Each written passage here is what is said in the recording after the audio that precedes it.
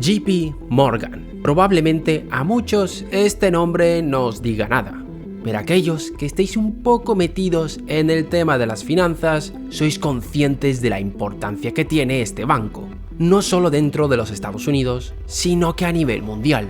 Tal es su importancia que muchos son los que afirman que es realmente quien maneja los hilos dentro de los Estados Unidos. Y después de ver el vídeo de hoy, muchos de vosotros os vais a plantear esta afirmación. Desde enfrentamientos directos con el gobierno de los Estados Unidos, una actuación más que cuestionable en la Segunda Guerra Mundial y estar en el foco de grandes crisis como la de 2008 o la reciente crisis bancaria en los Estados Unidos. Va a ser un vídeo largo y lleno de contenido, hablando sobre uno de los mayores actores del mundo financiero.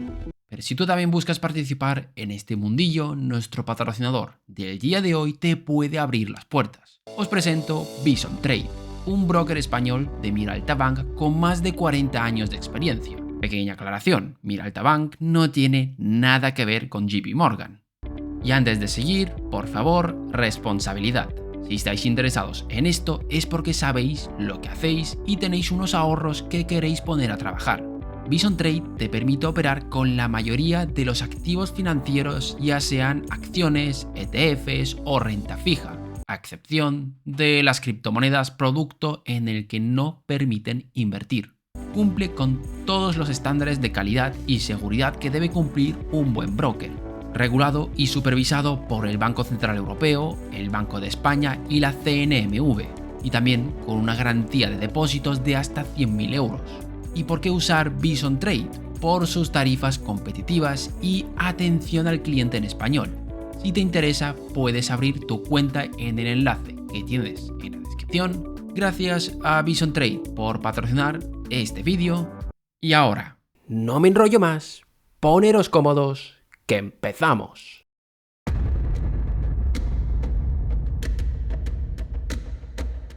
John Pierpont Morgan nació el 17 de abril de 1837 en Hartford. Procedía de una familia de banqueros, cosa que hacía que su destino estuviese prácticamente definido desde el principio. Su padre viajaba con él para que éste vaya aprendiendo y, llegado el momento, herede el negocio familiar. Poco a poco, el joven Morgan comenzaría a hacerse cargo de las responsabilidades de su padre y el primer paso para construir el gran imperio que es ahora fue el de lograr la fusión Drexler-Morgan, logrando con esto una importante ampliación de capital y, lo más importante, la internacionalización de la compañía. La primera víctima del imperio de Morgan iba a ser el sector del ferrocarril, el sector que por aquel entonces tenía más proyección dentro de los Estados Unidos. Gracias a su vasta red de contactos tenía conexiones muy útiles con el mundo financiero de Londres, logrando así proporcionar importantes sumas de dinero para financiar empresas industriales de Estados Unidos. Comenzaría así a tejer su red de influencia, comprando acciones, manejando ofertas públicas e incluso colocando empleados de Morgan dentro de las directivas de estas empresas. Lideró importantes proyectos ferroviarios e intervino directamente en varios conflictos. Por ejemplo, el conflicto entre el ferrocarril central de Nueva York y el de Pensilvania, donde logró minimizar una potencial guerra de tarifas y promocionó así la libre competencia. En el 1886, Morgan reorganizó dos importantes ferrocarriles para estabilizar su base financiera y en el curso de estas operaciones, Morgan se convertiría en miembro de la junta directiva. Tal fue el éxito de Morgan que para 1902 se convirtió en uno de los mayores magnates de ferrocarriles a nivel mundial, controlando alrededor de 8.000 kilómetros de ferrocarriles dentro de los Estados Unidos. Después de haberse hecho dueño y señor del sector del ferrocarril estadounidense, Morgan decidió ampliar sus horizontes para seguir extendiendo su influencia. Durante la depresión que siguió al pánico de 1893, montó un sindicato que restablecería las agotadas reservas de oro de los Estados Unidos, proporcionando la friolera cifra de $62 millones en oro al Tesoro americano. Y mientras esto ocurría, Morgan ya tenía puesto su ojo en otras industrias. La primera aventura fue en 1891, donde organizó la fusión entre Edison General Electric y Thomson Houston Electric Company para formar así General Electric, que se convertiría en la empresa de fabricación de equipos electrónicos dominante dentro de los Estados Unidos.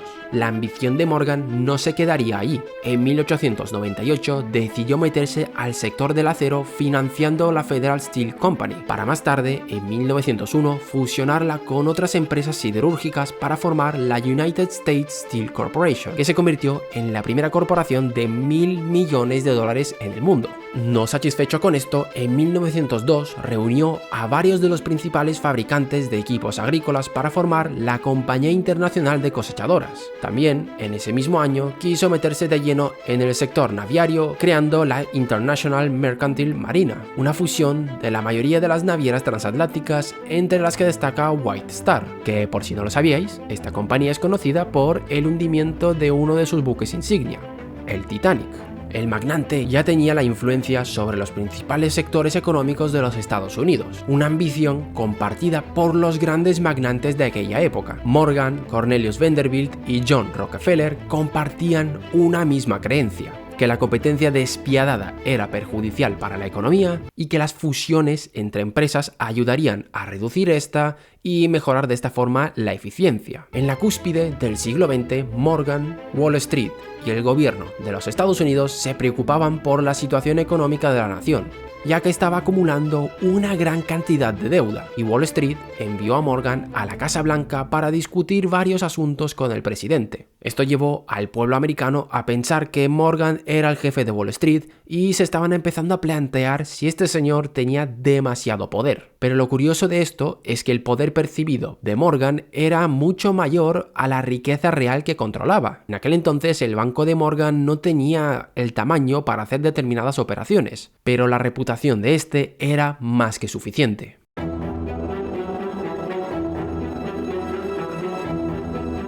En 1907, Morgan, ya con 70 años de edad y semi-retirado de vacaciones, recibió una noticia. La bolsa de valores de Nueva York comenzó a desplomarse y en octubre de ese mismo año viajó al país para tratar de evitar el desastre financiero. En aquel entonces el mundo estaba tratando de salir del patrón oro. Solo Estados Unidos quería evitar desligarse del mineral que ha servido de reserva durante tantos años. Y debido a las restricciones que te imponía el oro, las finanzas del gobierno comenzaron a empeorar. El valor de los bonos caía en picado y algunos ni siquiera se podían vender. Viendo esta situación, los inversores comenzaron a salir por patas del país, provocando una fuga de oro, que bajo un patrón oro esto es lo peor que te puede pasar. En medio de esta situación, que estaba a punto de estallar por los aires, solo había un hombre al que acudir para apagar esa mecha: Morgan. Usando su vasta red de contactos, Morgan logró mover en un tiempo récord millones de dólares para calmar esta situación. Hasta el Tesoro de los Estados Unidos aportó $25 millones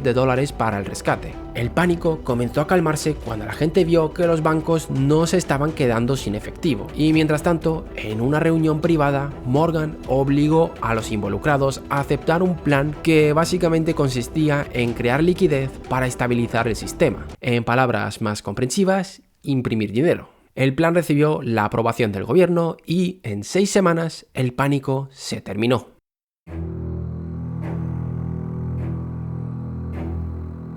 El gobierno comenzó a preocuparse. Solo un banquero se había interpuesto entre Estados Unidos y el desastre financiero. El Congreso inició una investigación sobre el fideicomiso de Morgan y en el informe llamado Comité Pujol encontró que no menos de 18 corporaciones financieras diferentes estaban bajo el control total del consorcio bancario. Para tratar de combatir esto, se comenzó a trazar un plan para tener un mayor control del sistema financiero, que daría como resultado la creación de la Reserva Federal en el 1913. Pero Morgan ya no estaba para estos trotes. La salud comenzó a deteriorarse y se fue alejando de estas grandes reorganizaciones industriales que tanto le caracterizaba y se fue centrando más en acumular control sobre algunos bancos y compañías de seguros. Spoiler alert, un poco lo que hace el banco a día de hoy. Pero no nos adelantemos. el gobierno emprendió acciones legales contra Morgan acusándole de estar promoviendo un monopolio, que bueno, el gobierno acabó perdiendo esas demandas, pero a pesar de la desconfianza del gobierno federal y la enemistad de reformadores y sensacionalistas, Morgan siguió siendo la figura dominante en el capitalismo estadounidense hasta su muerte en 1913 en Roma. Su patrimonio neto se estimó en alrededor de 80 millones de dólares en el momento de su muerte, lo que equivale a alrededor de 2,3 mil millones de dólares en el 2022. Aunque algunos especulan que su fortuna en la cima de su carrera podría haber llegado a los 60.000 millones de dólares de 2022. Y así como curiosidad, que nada tiene que ver con el tema, en abril del año 1912, Morgan tenía un pasaje para el viaje inaugural del Titanic, pero debido a una enfermedad no fue, y bueno, supongo que todos sabéis cómo acabó esa historia.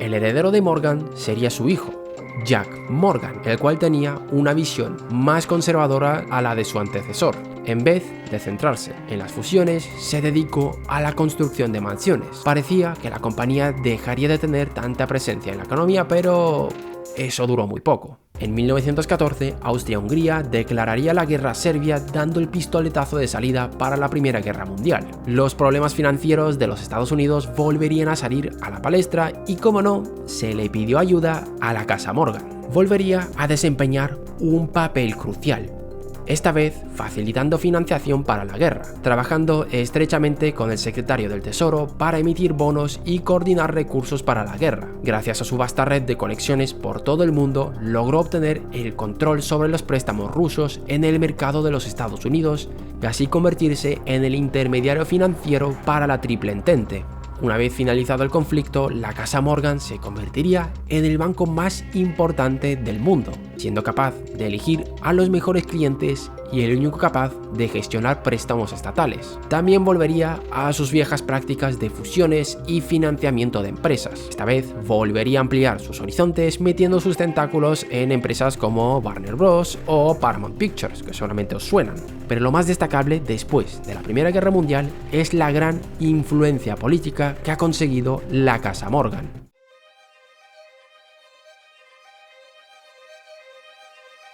Tal era la influencia de Morgan sobre la política estadounidense que muchos especulaban sobre cuál es el candidato a presidente más amigable con el banco. El dominio que ejercía no tenía precedentes. La gran mayoría de los peatones que paseaba por 23 Wall Street no podía hacer negocios ahí.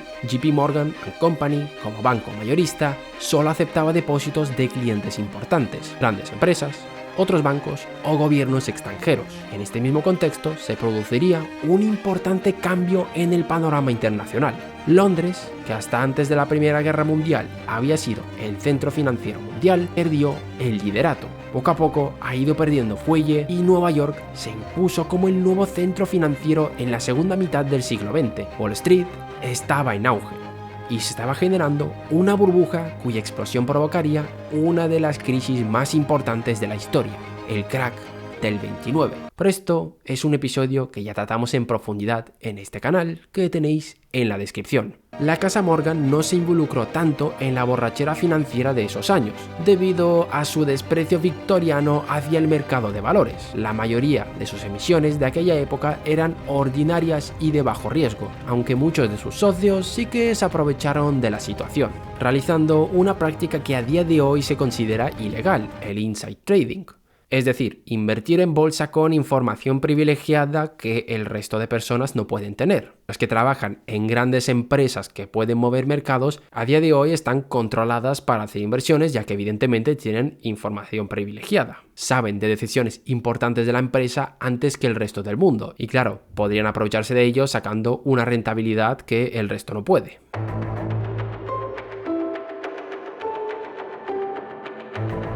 Una breve caída en el mercado el 18 de septiembre de 1929 generó dudas entre los banqueros más experimentados, mostrando su preocupación al público. Pero la borrachera financiera a la que estaba sometida la economía impedía ver con claridad lo que estaba pasando. Finalmente, el 24 de octubre de 1929, un día que pasaría a la historia como el Jueves Negro, la bolsa de Nueva York experimentó una caída de un 11%, desencadenando el pánico en el país. Grandes bancos, entre los que estaba Morgan, a partir de ahora nos referimos a Morgan como banco y no como persona, se vieron afectados. Y como ya dijimos, la institución no estaba directamente expuesta a los vaivenes del mercado de valores por principios propios, pero esto no impidió que sufrieran los coletazos de la crisis. Entre 1929 y 1932, el valor neto de la casa Morgan se redujo a la mitad, y en el 33 serían afectados por otra ley que cambiaría el negocio bancario, la ley de Glass-Steagall,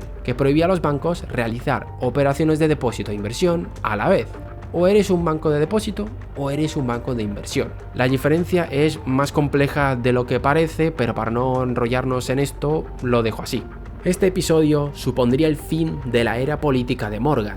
Ya no tendría esa influencia directa como en los años 20, pero seguiría ahí moviendo sus hilos en las sombras. Y no solo dentro de los Estados Unidos, prácticamente en cualquier acontecimiento de relevancia internacional, Morgan está de por medio. A partir de aquí, sus operaciones se iban a limitar más en financiar prácticas de dudosa moralidad, otras prácticas un tanto curiosas, adquisiciones de bancos un tanto polémicas, entre otras cosas.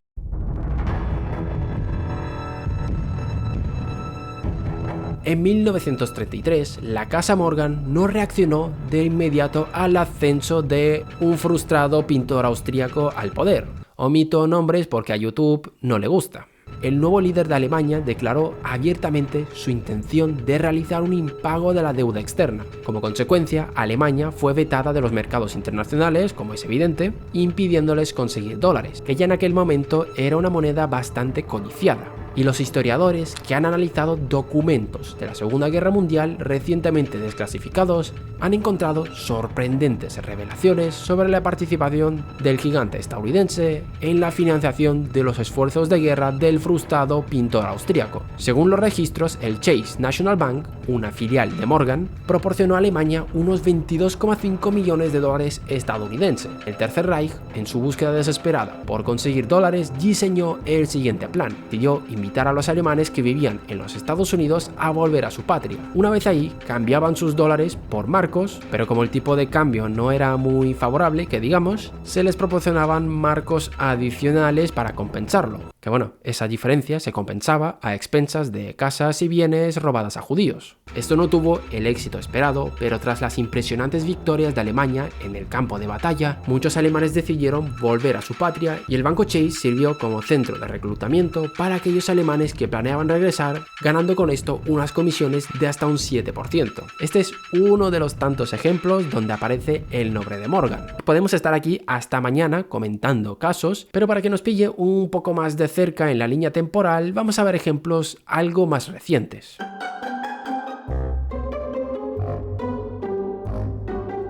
Blythe Masters comenzó su carrera en JP Morgan como jefe de departamento en 1994 y pronto ascendió a la sección de estructurados y luego a jefa de commodities a escala mundial, convirtiéndose en la directora más joven de la historia del banco a los 28 años. Fue durante su tiempo en JP Morgan cuando se le ocurrió lanzar un novedoso producto, el llamado Credit Default Swap, también conocido como CDS. Este sencillo seguro permitía a los inversores comprar productos financieros y abonar una prima en caso de que la institución que emitía el producto se declarara en quiebra. El producto fue un completo éxito y ayudó a catapultar la carrera de Masters en JP Morgan. Resumiéndolo mucho, el producto consistía en lo siguiente: Morgan concedía un préstamo y luego esa deuda la dividía en pequeñas partes y las vendía por ahí. Esto rápidamente fue copiado por el resto del sistema bancario y contribuyó a crear la enorme burbuja financiera que estallaría en el año 2008.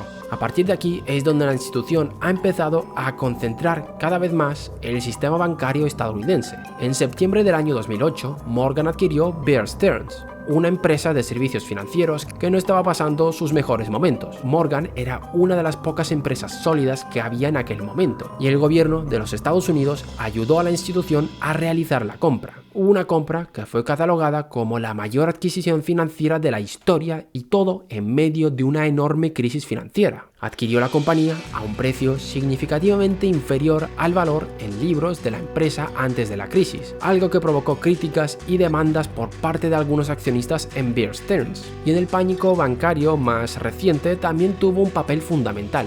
JP Morgan ganó la subasta para adquirir First Republic Bank. ¿Os acordáis de ese banco que estaba causando pánico en Estados Unidos allá por abril? Pues de ese banco estamos hablando. Esto volvió a levantar polémica porque el gobierno facilitó una línea de crédito como parte de la transacción, algo que está levantando alarmas ya que el sector bancario de los Estados Unidos se está concentrando cada vez más y el nombre de JP Morgan aparece en medio de todo este barullo. Como veis, la reputación de Morgan está completamente justificada. Su enorme tamaño y su influencia en distintas ramas de la economía hacen levantar sospechas sobre el límite real de su influencia. Y solamente es un nombre del que seguiremos escuchando en los próximos años. Y hasta aquí el vídeo de hoy. Dejadnos en los comentarios qué os ha parecido, conocíais la historia de JP Morgan. No tengo nada más que decir. Gracias por vernos un día más y nos vemos en el próximo vídeo.